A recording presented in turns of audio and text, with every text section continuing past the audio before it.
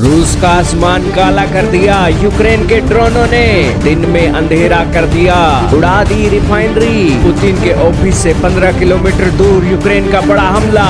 जी हाँ दोस्तों, अगर यूक्रेन जलेगा तो तुम्हारा मॉस्को भी जलेगा। रूस के हमलों को पूरी तरीके से जायज नहीं ठहराया जा सकता है और यूक्रेन के राष्ट्रपति जेलेंस्की ने रूस के राष्ट्रपति को सीधा संदेश दे दिया है, उनकी राजधानी मॉस्को के अंदर उनकी तेल रिफाइनरियों पर बड़ा अटैक करके। दोस्तों, रूस की राजधानी मॉस्को के अंदर तेल रिफाइनरियों पर जो अटैक हुए हैं उनकी तस्वीरें लगातार आपके सामने चल रही है, जिसके बाद रूस की राजधानी मॉस्को का जो आसमान है काले धुएं के गुब्बार से भर चुका है। धमाका इतना जबरदस्त हुआ कि यूक्रेन के ड्रोनों ने रूस को संभलने तक का मौका नहीं दिया। दोस्तों, रूस की राजधानी मॉस्को के अंदर इतना बड़ा हमला होना यह अपने आप में बड़े खतरे का संकेत दे रहा है।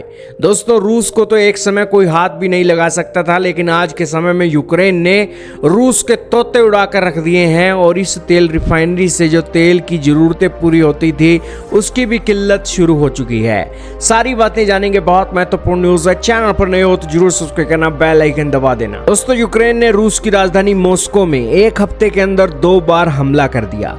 खास बात यह रही कि मॉस्को के कपोटोनिया जिले में स्थित यह रिफाइनरी क्रेमलिन से यानी कि पुतिन के कार्यालय ऑफिस से महज 15 किलोमीटर दूर है। ड्रोन सीधे तेल के स्टोरेज टैंकर से टकराए, जिससे टैंक का ढक्कन हवा में उड़ गया और जिसके बाद आग इतनी भीषण लगी कि आसमान में काले धुएं का गुब्बार साफ दिखाई दे रहा था। इस तेल रिफाइनरी पर एक हफ्ते में यह दूसरा यूक्रेनी ड्रोन हमला है।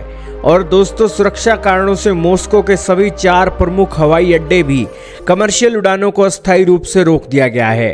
रूसी रक्षा मंत्रालय के अनुसार उनके एयर डिफेंस सिस्टम ने देश भर में रात को कुल 992 से अधिक ड्रोनों को मार गिराया, जिनमें से लगभग 200 ड्रोन अकेले राजधानी मॉस्को की तरफ बढ़ रहे थे।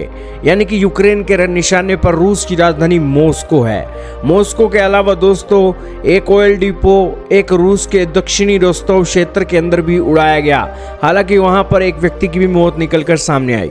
लेकिन इसी बीच दोस्तों, तेल का संकट रूस की राजधानी के अंदर खड़ा हो गया है। रूस की राजधानी मॉस्को के आसपास के क्षेत्रों की 1/3 यानी कि 33% से अधिक ईंधन और पेट्रोल की जरूरतें यहीं से ही पूरी होती थी और लगातार हमलों के कारण रूस के 25 से अधिक क्षेत्रों में ईंधन की राशनिंग यानी कि किल्लत और इसी के साथ राशन के तौर पर ईंधन मिलना शुरू हो चुका है।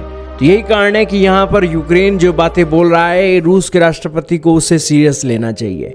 हालांकि ईरान जैसे छोटे देश ने जब अमेरिका की हेकड़ी निकाल कर रख दी तो रूस आखिरकार कौन से खेत की मूली है। यही कारण है कि यूक्रेन भी अपने पूरे जलवे दिखा रहा है और रूस को झुकने के लिए तैयार कर रहा है।